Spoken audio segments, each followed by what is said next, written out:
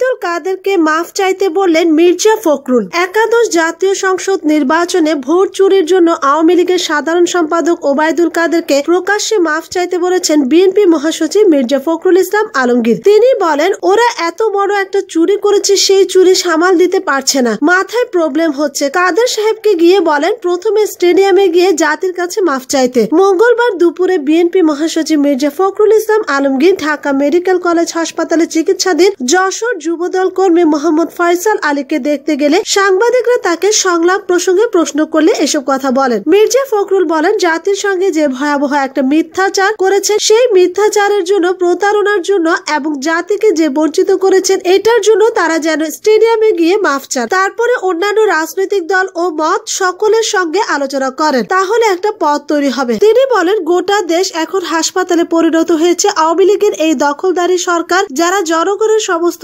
আবারতকে লুটডর করে জোর করে ক্ষমতা দখল করেছে, এরপর তারা প্রত্যেকটি জেলা, উপজেলা, ইউনিয়নে বিরোধী মতের লোকজনকে খুঁজে বের করে অত্যাচার করছে, খুন করছে, তাদের বাড়িঘর, দোকানপাট দখল করছে, লুট করছে, একটা চরম নৈরাজ্যকর পরিস্থিতি সৃষ্টি করছে। ফয়সালের অবস্থা জানাতে গিয়ে বিএনপি মহাসচিব বলেন, তাকে ছুরিকাঘাত করেছে কয়েক জায়গায়। চিকিৎসকরা বললেন প্রায় 8 ব্যাগ রক্ত দিতে হয়েছে। তাকে উন্নত চিকিৎসা দেওয়া না গেলে তার ক্ষতি হতে পারে। এরকম অবস্থা সারা বাংলাদেশে। আওয়ামী লীগ ফাঁকা বাটে গোল দেবে এবং তা কেউ জানবে না, এরকম একটি নীল নকশা ক্ষমতাসীনরা করেছিল। কিন্তু জাতীয় ও আন্তর্জাতিকভাবে তাদের অপকীর্তি এখন প্রকাশ পেয়ে গেছে। কিন্তু দুঃখজনক ব্যাপার হচ্ছে, লজ্জা বলে একটা কথা থাকে, তো সেই লজ্জা শরমও এদের নেই। চুরি মহা উৎসবকে তারা বলছে মহাবিজয়। এমন মহাবিজয় যে সারা দেশের মানুষের মুখে হাসি নেই কোথাও। আমি এখনো পর্যন্ত কোথাও কোনো হাসি দেখিনি। ভোটের পরদিন 31 ডিসেম্বর যশোরে যুবদল কর্মী ফয়সালের উপর আওয়ামী লীগের কর্মীরা হামলা করে বলে দাবি করেছে বিএনপি। আহত অবস্থায় তাকে ঢাকা মেডিকেল কলেজ হাসপাতালে চিকিৎসা দেওয়া হচ্ছে। সেখানে মঙ্গলবার ফয়সালের চিকিৎসার খোঁজ খবর নেন এবং তার পরিবারের সদস্যদের সঙ্গে কথা বলেন বিএনপি মহাসচিব মির্জা ফখরুল ইসলাম আলমগীর। এ সময় তার সঙ্গে ছিলেন বিএনপির vice chairman doctor A Z M Zahid Hossain, কেন্দ্রীয় সহসাংগঠনিক সম্পাদক অনিন্দ্য ইসলাম অবিদ প্রভু। এবার ভিন্ন প্রসঙ্গ, প্রশ্নবিদ্ধ নির্বাচন সংকট ও সমাধান। বলেছেন মোহাম্মদ বেলাল হোসেন, আমাদের জাতীয় জীবনে বহু কাঙ্ক্ষিত একাদশ জাতীয় সংসদ নির্বাচন গত 30 ডিসেম্বর অনুষ্ঠিত হয়েছে। ইতোমধ্যে বঙ্গবন্ধু কন্যা শেখ হাসিনার নেতৃত্বে আওয়ামী লীগ টানা তৃতীয়বারের মতো সরকার গঠন করেছে। অন্যদিকে দলীয় সরকারের অধীনে নির্বাচন সুষ্ঠু ও সুন্দর বলা হলেও সারা দেশের জনতার চোখে দেখা ভোটের বাস্তব চিত্র এবং গণমাধ্যমে উঠে আসা খবর ও তথ্যে এই নির্বাচন প্রশ্নবিদ্ধ হওয়ার যথেষ্ট কারণ বিদ্যমান রয়েছে বলে ইতোমধ্যে বিতর্ক সৃষ্টি হয়েছে। আমরা সেসব কারণ তুলে ধরার চেষ্টা করেছি।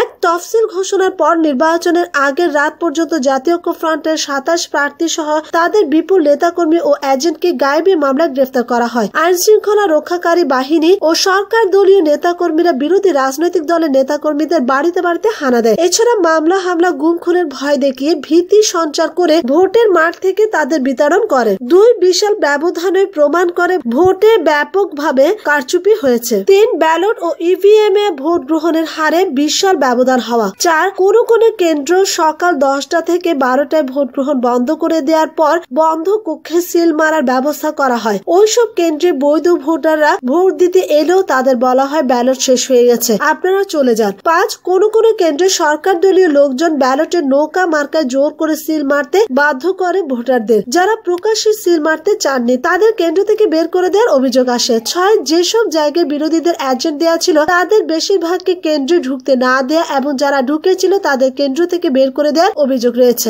7, পরিকল্পনা অনুযায়ী পর্যবেক্ষক ও সাংবাদিকদের কাছে সুষ্ঠু ও সুন্দর নির্বাচন প্রমাণ করতে কেন্দ্রে খুব ধীর গতিতে ভোট নিয়ে একদিকে দীর্ঘ লাইন দেখানো, অন্যদিকে কক্ষের ভেতরে সরকার দলীয় লোকজন ও ভোট গ্রহণে নিয়োজিত কিছু কর্মকর্তার সমন্বয়ে মহাজোটের মার্খান নৌকায় সিল মারা হয়। 8, অনেক কেন্দ্রে সকাল 10টা থেকে 12টার মধ্যে কোনো না কোনো অজুহাত দেখিয়ে অথবা গোলাযোগ বাঁধিয়ে ভোট গ্রহণ বন্ধ করা, ভোটারদের কেন্দ্র থেকে চলে যেতে বাধ্য করা এবং ভেতরে পূর্ব পরিকল্পনা অনুযায়ী মহাজোটের প্রার্থীর মার্কায় ব্যালটে সিল মারা। 9, অনেক জায়গায় কোনো পর্যবেক্ষক বা সাংবাদিক কোন কেন্দ্রে যাচ্ছেন কৌশলে তার খবর জেনে নিয়ে সে অনুযায়ী পর্যবেক্ষণের বা সংবাদ সংগ্রহের আগে পরে মহাজোটের মার্কায় সিল মারার ব্যবস্থা করা হয়। 10, কোন কোন কেন্দ্রে সৃষ্ট গোলাযোগে আইনশৃঙ্খলা বাহিনীর সদস্যরা এলেও ভোট গ্রহণ বন্ধ ঘোষণা করে বন্ধ কক্ষে মহাজোটের মার্কায় সিল মারা অব্যাহত রাখা হয়। এছাড়াও নির্বাচনের আগের রাতে 150টি আসনে প্রায় সবকটি কেন্দ্রে মহাজোটের প্রার্থী প্রার্থীর মার্কায় ব্যালটে সিল মারার অভিযোগ উঠেছে ও ভোট জালিয়াতির অভিযোগে দুপুর 12টা থেকে 1টার দিকে প্রায় 150 আসনে সরকার বিরোধী জোটের প্রার্থীরা ভোট বর্জনের ঘোষণা দেন। দলীয় সরকারের অধীনে নির্বাচন নিয়ে দেশ বিদেশি পর্যবেক্ষকরা যাই বলুন না কেন, অনুসন্ধানে জানা যায় দেশের 70 থেকে 80% মানুষ তাদের ভোটাধিকার প্রয়োগ করতে পারে। ইতিমধ্যে নির্বাচনে অনিয়মের অভিযোগে তদন্ত চেয়ে জাতিসংঘ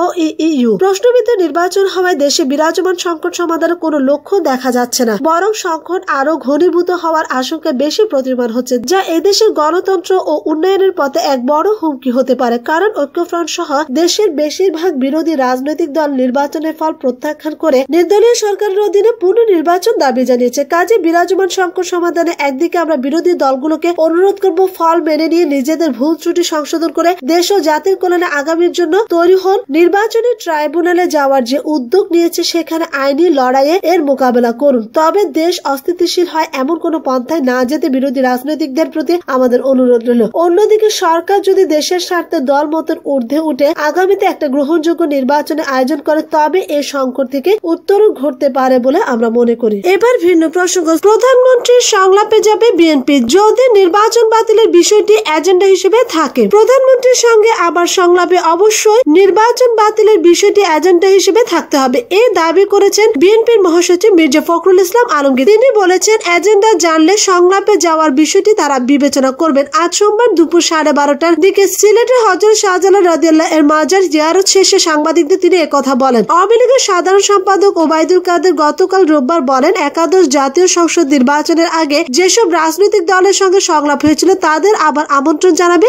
প্রধানমন্ত্রী। আজ মির্জা ফখরুলকে ওই সংলাপের বিষয়ে প্রশ্ন করা হয়, তখন তিনি বলেন, সংলাপের এজেন্ডা তো আমরা জানি না, নিঃসন্দেহে যখন আমাদের এজেন্ডা জানাবেন তখন আমরা সেই বিষয়ে বিবেচনা করব। বিএনপির মহাসচিব বলেন, সংলাপ যদি গতবারের মতো হয় তাহলে সেটি অর্থবহ হবে না। সংলাপের আহ্বান করা হলে আমাদের এজেন্ডা একটি নির্বাচন বাতিল করতে হবে। সংলাপের আহ্বান করা হলে আমাদের এজেন্ডা একটি এই নির্বাচন বাতিল করতে হবে। পুনরায় নিরপেক্ষ সরকারের অধীনে নির্বাচন দিয়ে জনগণের অধিকারকে প্রতিষ্ঠা করতে হবে। গত 30 ডিসেম্বর অনুষ্ঠিত একাদশ জাতীয় সংসদ নির্বাচনে নিরঙ্কুশ বিজয় পায় আওয়ামী লীগ। বিএনপি সহ ঐক্যফ্রন্ট নির্বাচনে 8টি আসন পায়, এর মধ্যে বিএনপি 6টি এবং ঐক্যফ্রন্টের আরেক শরিক গণফোরাম 2টি আসন পায়। এই 8 বিজয়ী এখনো সংসদ সদস্য হিসেবে শপথ নেননি। বিএনপি সহ ঐক্যফ্রন্ট ওই নির্বাচনের ফলাফল প্রত্যাখ্যান করেছে। এই নির্বাচন নিয়ে আজ মির্জা ফখরুল বলেন, নির্বাচনে জনগণের রায়কে ডাকাতের মতো ডাকাতি করা হয়েছে। মির্জা ফখরুল অভিযোগ করেন, একাদশ জাতীয় সংসদ নির্বাচন